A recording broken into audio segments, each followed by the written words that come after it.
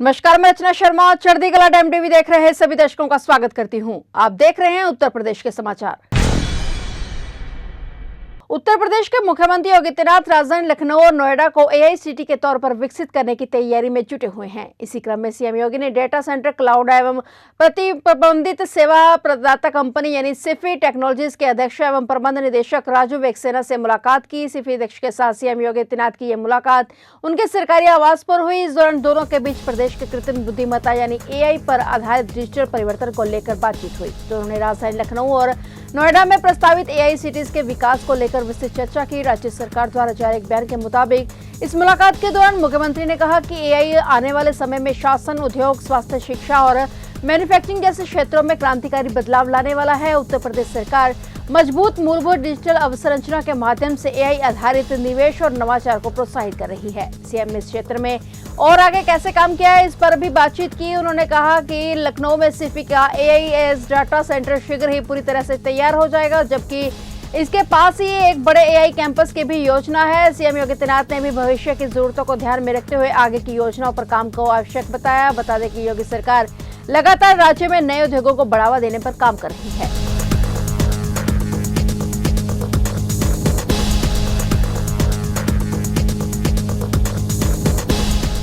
UP विधानसभा में घरौनी कानून पास हो गया है। इसमें गांवों की जमीन का रिकॉर्ड रखना आसान होगा और इसके साथ ही जमीन पर लोन भी लिया जा सकेगा। विधानसभा में उत्तर प्रदेश ग्रामीण आबादी विधेयक 2025 यानी घरौनी कानून पास हो गया है और इस कानून की अधिसूचना जारी होने पर गांवों में घर बनाने के लिए बैंकों से लोन ले सकेंगे। आबादी की भूमि पर स्वामित्व रिकॉर्ड में संशोधन भी कराया जा सकेगा। ग्रामीण क्षेत्र में आबादी की भूमि की खरीद, बिक्री और नामांतरण जैसी प्रक्रियाओं को आसान बनाने और मालिकाना हक को सुरक्षित करने के लिए यह विधेयक महत्वपूर्ण है। अब घरौनी को ही आधिकारिक दस्तावेज माना जाएगा। विरासत, विक्रय या अन्य कारणों से घरौनी में नाम बदलने और सुधार की प्रक्रिया आसान हो गई है। तय नहीं, घरौनी में किसी गलती के सुधार, मोबाइल नंबर और पते का अपडेट करने का प्रावधान भी किया गया है। इसमें भारत सरकार की स्वामित्व योजना के तहत ड्रोन तकनीक से तैयार किए गए ग्रामीण आबादी क्षेत्रों के स्वामित्व अभिलेखों को कानूनी मान्यता देने के लिए उत्तर प्रदेश सरकार ने यह कदम बढ़ाया है। इस योजना को लेकर केंद्र और उत्तर प्रदेश सरकार के बीच एमओयू हो चुका है।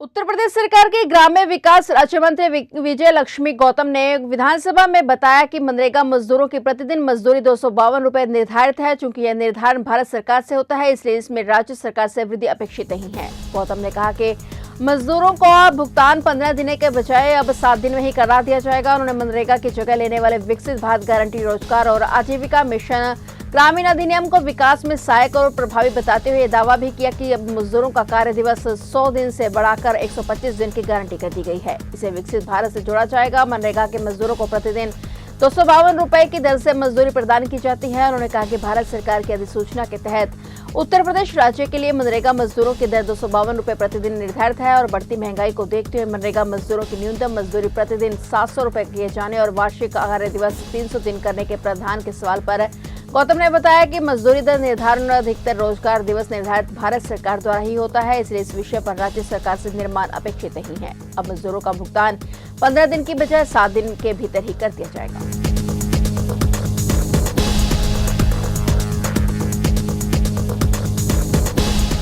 सोनभद्र पुलिस की एसआईटी जांच में कफ सिरप तस्करी के किंगपिन शुभम जायसवाल और उसके पिता भोला प्रसाद के बड़े फर्जीवाड़े का पर्दाफाश हुआ है। जांच में पता चला कि शुभम ने पिता के नाम पर झारखंड में शैली ट्रेडर्स नाम की फर्म खोली और झारखंड में 10 और उत्तर प्रदेश में 100 से अधिक फर्जी फर्मों के जरिए करोड़ों की कफ सिरप तस्करी की। भोला प्रसाद ने झारखंड के ड्रग्स विभाग को गुमराह करने के लिए खुद को मेडिकल फर्म में सिर्फ 7,000 रुपए महीना कमाने वाला कर्मचारी बताया। इसी मामूली नौकरी का फर्जी अनुभव प्रमाण पत्र बनाकर उसने ड्रग लाइसेंस हासिल किया। वहीं दूसरी तरफ वह रांची के इंडस्ट्रियल एरिया में सरकारी नियमों के खिलाफ 3 लाख रुपए महीने के किराए पर गोदाम चला रहा था और इस मामले में रांची के हटिया थाने में फर्जीवाड़ा और एनडीपीएस एक्ट के तहत 2 अलग-अलग एफआईआर दर्ज की गई हैं। एसआईटी ने अब कंपनी की हरियाणा स्थित फैक्ट्री से सिरप के उत्पादन और वितरण का पूरा ब्यौरा मांगा है। मुख्य आरोपी शुभम जायसवाल इस समय दुबई में है। उसे वापस लाने के लिए वाराणसी एसआईटी ने शुभम दिवेश, अमित जायसवाल और आकाश पाठक के खिलाफ लुकआउट नोटिस जारी कर दिया है और उनके नाम भी घोषित कर दिए हैं। पुलिस का मानना है कि शुभम जायसवाल की गिरफ्तारी के बाद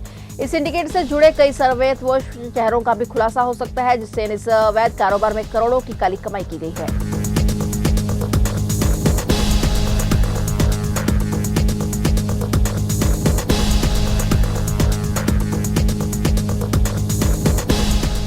संभल के चंदौसी जिले में हुए राहुल हत्याकांड में कातिल पत्नी को लेकर एक और चौंकाने वाला खुलासा हुआ है। पति की बेरहमी से हत्या करने वाली मोहल्ला चुन्नी निवासी रूबी आपराधिक प्रवृत्ति की थी और इसकी जानकारी पुलिस को मिली है। अब पुलिस रूबी का आपराधिक रिकॉर्ड खंगाल रही है, जिससे उसकी पूरी काली कुंडली सामने आ सके। ब्लैकमेल कर वसूली की भी जानकारी सामने आई है। चंदौसी समेत दूसरे थानों में 6 से 7 रिपोर्ट दर्ज कराई गई हैं। एसपी कृष्ण कुमार बिश्नोई का कहना है कि आरोपी महिला ने पति राहुल की हत्या के बाद शहर छोड़ने की योजना बनाई थी, लेकिन वह सब कुछ समेत रखते ही शहर में अलग अलग रहना चाहते थे और जिसमें उन पर किसी को शक न हो। एसपी ने बताया कि अवैध संबंधों में बाधक बने राहुल को उसकी पत्नी रूबी और उसके प्रेमी गौरव ने ग्राइंडर से टुकड़े कर गंगा और नाले में बहा दिया था और धड़ 15 दिसंबर को पतरुआ रोड पर ईदगाह के पास नाले में उतारता हुआ मिला था और सिर और हाथ पैर कटे हुए थे। उसके पास एक बैग पड़ा था जिसमें पॉलिथीन और मांस के टुकड़े थे। पुलिस ने दोनों को हिरासत में लेकर सख्ती से पूछताछ की। पूछताछ में पत्नी रूबी और प्रेमी गौरव ने बताया कि वे दोनों एक दूसरे से प्यार करते थे। राहुल को दोनों के संबंधों को लेकर शक था, जिसके चलते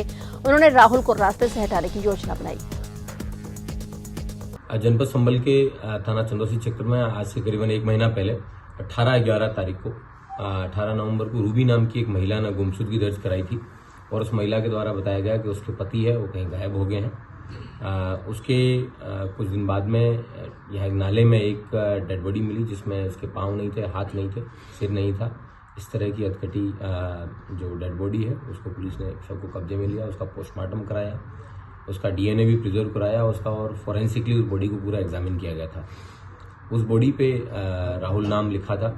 पुलिस के द्वारा बाद में आसपास के जनपदों में, जनपद के विभिन्न थानों में राहुल नाम की जितने भी मिसिंग्स थी उन सबको स्टडी करवाया तो पता चला कि ये राहुल इसका मोबाइल भी उसी दिन से बंद था और गहनता से जांच करने पे पता चला कि राहुल की पत्नी जो रूबी है उसी ने ही राहुल की हत्या की थी और उसने अपने बॉयफ्रेंड जिसका नाम गौरव है उसके साथ मिलके जिनको उसने मृतक ने रंगे हाथों पकड़ लिया था अवैध संबंध बनाते हुए, उसके बाद में इन लोगों ने उसको अपने रास्ते से हटाने की ठानी थी। इन्होंने हथौड़ों से और लोहे के अन्य औजारों से वार करके उस व्यक्ति को मारा था। उसके बाद में ग्लेंडर लाके उस व्यक्ति को धड़ वगैरह वो काटा था। एक पार्ट को है उन्होंने नाले में फेंक दिया था और बाकी को उन्होंने राजघाट में जाके वहाँ पे प्रवाहित कर दिया था। इस प्रकार इन दोनों व्यक्तियों को जिनके नाम गौरव और रूबी, इन दोनों को गिरफ्तार करके आज जेल भेजा जा रहा है। इनके पास से जिस ग्राइंडर का यूज़ करके इन्होंने कटर से काटा था वो भी बरामद हुआ है और जिन हथौड़ों और इन चीज़ों से उन्होंने उसके सिर पे वार किए थे वो भी पुलिस को बरामद हुए हैं और पन्नी वगैरह जो इन्होंने चंदौसी की विभिन्न दुकानों से खरीदी थी उन सभी जगहों से सारे सबूत हैं वो पुख्ता करने के बाद में पुलिस के द्वारा ये आज कार्रवाई अमल में लाई जा रही है।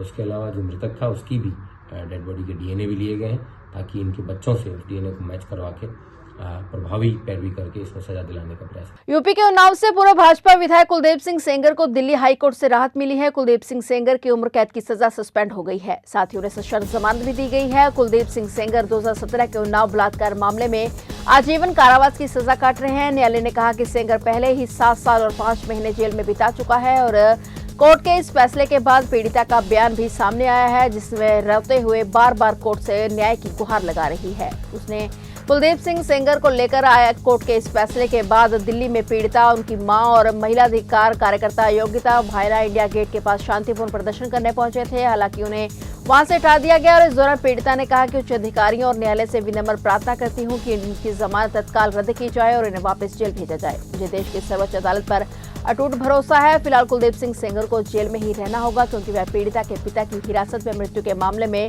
10 साल की सजा काट रहा है और इस मामले में उन्हें जमानत नहीं मिली है।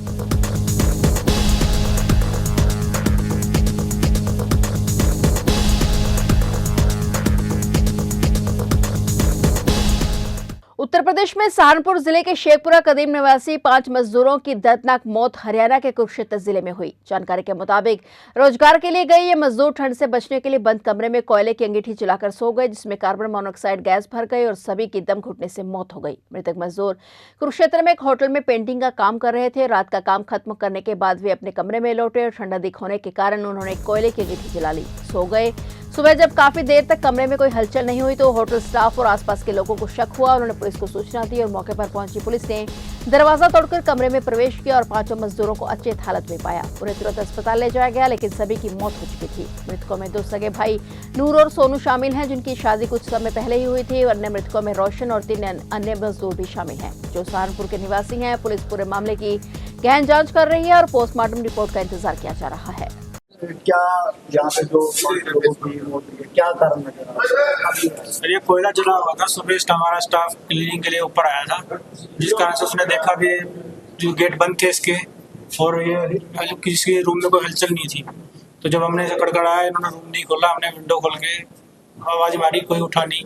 उसके बाद हमने अपने मैनेजर को कॉल कर दी। उन्होंने मैनेजर ने जो पुलिस वालों को कॉल की, हेल्पलाइन नंबर पे फोन पे बुलाया गया और उसके बाद जो भी आपके सामने क्या काम करते थे? ये यहाँ पे पेंटर के लिए आए थे। कल शाम को आए थे यहाँ पे। कहाँ की लेबर है? ये सहारनपुर के पास ही गांव है कोई, वहाँ से लेबर है। आपका नाम? मेरा नाम उपेंद्र नैना। क्या कहेंगे जो ये स्टर्लिंग में कैजुअल्टी हुई? हाँ, ये आज सुबह सूचना प्राप्त हुई थी। स्टर्लिंग रिजॉर्ट है, यहाँ पे लेबर वाले रुके हुए थे, पेंट वाली लेबर है। तो अंगीठी वगैरह उन्होंने जला ली, अंदर कोयला जला के और दरवाजा बंद कर लिया। तो कितने लोगों की कैजुअल्टी बताई जाती है? इसमें एक ठेकेदार है और 4 लेबर है, 5 कैजुअल्टी हुई है। उत्तर प्रदेश में कहीं कड़ाके की ठंड पड़ रही है तो कहीं घने कोहरे ने यातायात को प्रभावित किया हुआ है। तराई के ज्यादातर इलाकों में धूप का नामो निशान नहीं है। आज भी कई जिलों में कोहरे और धुंध के साथ दिन की शुरुआत हुई है। मौसम विभाग ने आज बुधवार के लिए तराई के 18 जिलों के लिए घने कोहरे का ऑरेंज अलर्ट घोषित किया है। साथ ही 20 जिलों के लिए शीत दिवस यानी दिन में तापमान में भारी गिरावट के आसार जताए हैं। घने कोहरे की वजह से सुबह प्रयागराज, वाराणसी, कानपुर, गोरखपुर सहित कई जिलों में दृश्यता शून्य हो गई। अत्याधिक घने कोहरे के कारण मौसम विभाग ने ऑरेंज अलर्ट जारी किया है। सुबह में घने कोहरे और बढ़ती ठंड गलन को देखते हुए जिला प्रशासन ने स्कूलों की समय अवधि में भी बदलाव के साथ ही जरूरी निर्देश जारी किए हैं। राजधानी में शीतलहर, घना कोहरा और मौसम विभाग के पूर्वानुमान को देखते हुए सभी बोर्डों के विद्यालयों के प्री प्राइमरी और नर्सरी तक की कक्षाओं में 27 दिसंबर तक अवकाश रहेगा और 1 से 8वीं तक की कक्षाओं का संचालन अब सुबह 10 बजे से दोपहर 3 बजे तक होगा। यह व्यवस्था आज बुधवार से अग्रिम आदेश तक लागू रहेगी।